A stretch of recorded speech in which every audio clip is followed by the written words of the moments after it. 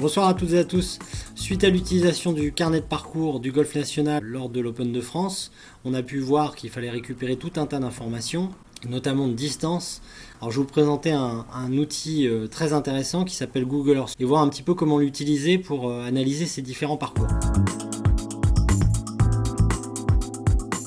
La première chose que l'on va faire, c'est aller rechercher ici dans la barre de recherche en haut à gauche le golf sur lequel on veut aller. Moi j'ai choisi le golf de Bussy-Saint-Georges, Bussy-Guermantes maintenant. On a cette petite boussole qui est sur le côté qui va nous servir dans un premier temps à placer le trou dans le bon sens. Ensuite on a ce petit ascenseur sous le petit bonhomme qui va nous permettre d'agrandir ou au contraire de s'éloigner au niveau de la vue de ce trou.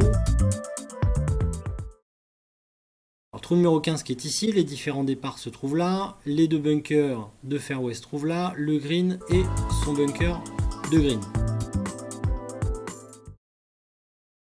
Utiliser la règle qui se trouve là et qui va nous permettre de mesurer des distances.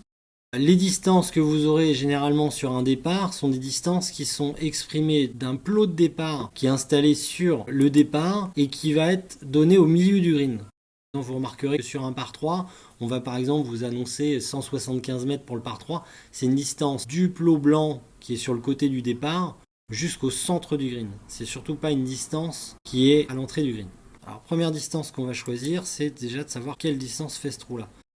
296 mètres pour le milieu du green. Là, à l'entrée du green, il y a 283 mètres. Ce qui va nous intéresser sur ce trou-là, stratégiquement, étant donné que c'est un trou court, 285 mètres, c'est de voir un petit peu les options que j'ai. Alors bien entendu, je peux m'amuser à taper le driver, mais pour ça, il va falloir que je sois sûr de la distance à passer pour ce bunker de gauche, donc je vais le faire tout de suite. Combien j'ai à faire? À peu près 230... On va ajuster 233, 235 mètres, on va dire, pour passer ce bunker de gauche. Autre référence qui va nous intéresser, c'est de savoir quelle distance j'ai à parcourir pour atteindre ce bunker de droite. Ici, j'ai à peu près 200 mètres. Donc 200 mètres pour m'arrêter avant ce bunker, 235 pour passer celui de gauche. Petit conseil, évitez de jouer dans des zones où il y a des bunkers comme ça qui traînent. Par exemple, d'essayer de jouer dans cette zone-là. Parce que certes, vous avez gagné un petit peu de distance, mais par contre, un très bon coup peut finir dans le bunker. Donc je vais renoter ces distances, 200 pour atteindre le bunker de droite, 235 pour passer celui de gauche. Je peux éventuellement enregistrer ces traits, donc là par exemple je vais noter bunker droite, trou 15, Bussy, et on va ajouter atteindre bunker droite au Bussy. Ici je vais choisir la couleur du trait que je veux, alors par exemple si je préfère du bleu ou du rose, je mets du rose. Ici je vais aller vérifier notre notion de distance, donc ici on va le remettre en mètres, je fais OK, du coup ça a enregistré ma référence de distance. Avec un clic droit sur la souris, je vais dans propriétés et je retrouve ici ma référence et la distance qui m'intéresse. Je peux le faire pour toutes les distances que je souhaite, je peux mettre l'entrée du green, je peux mettre le franchissement du bunker, etc. Le but du jeu c'est que ce soit maintenant enregistré sur votre logiciel et que du coup vous puissiez revenir comme bon vous semble et pas toujours être obligé de refaire la manip. Je zoome pour aller sur mes départs. Là, on voit que l'inclinaison de la map a changé, donc je vais ou dans affichage réinitialiser inclinaison, ou sinon je peux simplement appuyer sur U sur le clavier et ça réinitialisera l'inclinaison de la map. Je reprends ma petite règle. Je vais aller vérifier la distance que j'ai en moins sur ce départ avancé. Donc ici, le bout du départ avancé, il est à moins 30 mètres. Donc ici, je noterai moins 30 sur mon carnet. Je peux aussi laisser un trait pour me rappeler. Ensuite, on va aller voir un peu la distance que j'ai du bout du bunker jusqu'à l'entrée du green. Là, on voit à peu près 85 mètres. Donc, je peux déjà avoir des références de distance. Quand je serai sur le parcours, je sais que cette partie du bunker ici est à 85 mètres de l'entrée. Alors attention, de temps en temps, les bunkers ont des formes particulières et du coup, on voit que l'entrée à droite est un peu plus loin. Donc, il y a peut-être 1 ou 2 mètres de plus. Mais il faut juste avoir un repère qui soit précis.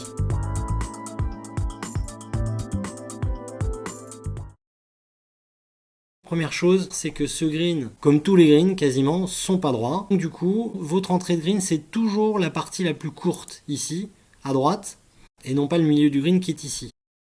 On va voir la profondeur. Alors la profondeur elle est importante, pourquoi? Ici on voit à peu près 29 mètres. Parce que si par exemple on vous met un drapeau à 25 mètres de l'entrée, ça veut dire qu'il vous reste que 3-4 mètres derrière le drapeau pour pas dépasser le green. En l'occurrence, ça c'est très important parce que quand on ira sur le parcours, on s'apercevra qu'il y a des pentes énormes sur le côté de ce green et que si jamais vous êtes un peu long, non seulement vous pouvez aller sous l'arbre, mais en plus vous pouvez aller plus loin derrière et vous retrouver avec un coup quasiment injouable dans le rough derrière. Premier élément, profondeur du green. Donc là on notera 29 mètres de profondeur du green.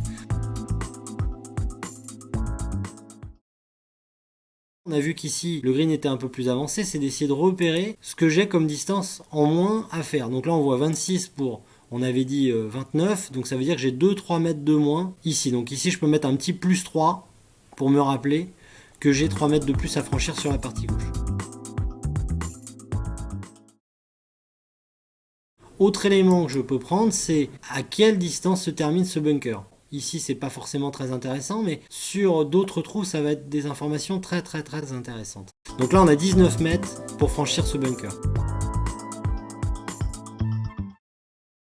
Dernière chose qu'on va pouvoir reporter sur ce dessin, on a notre petite map ici qui va nous rappeler la direction du nord.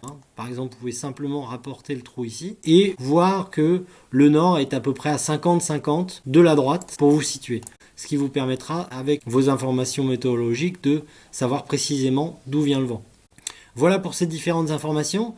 On se retrouvera dans une autre vidéo pour utiliser encore une fois Google Earth et voir un ou deux autres trous sur lesquels il y aura d'autres informations à prendre, notamment pour un lay-up sur un par 5 par exemple, ou encore des trous en dogleg, et voir un petit peu quels repères on peut prendre et comment est-ce qu'on peut trouver des lignes de jeu grâce à cet outil.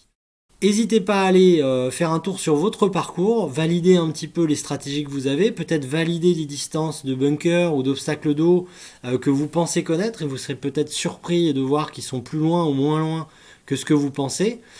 Bien entendu, chose qu'on ne pourra pas avoir malheureusement sur Google Earth, mais qu'il faudra reporter quand vous irez faire votre reconnaissance de parcours, ce sont les dénivelés. Donc ça, c'est tout un tas de choses qu'on verra au fur et à mesure. On se retrouve dans la prochaine vidéo, à bientôt, au revoir.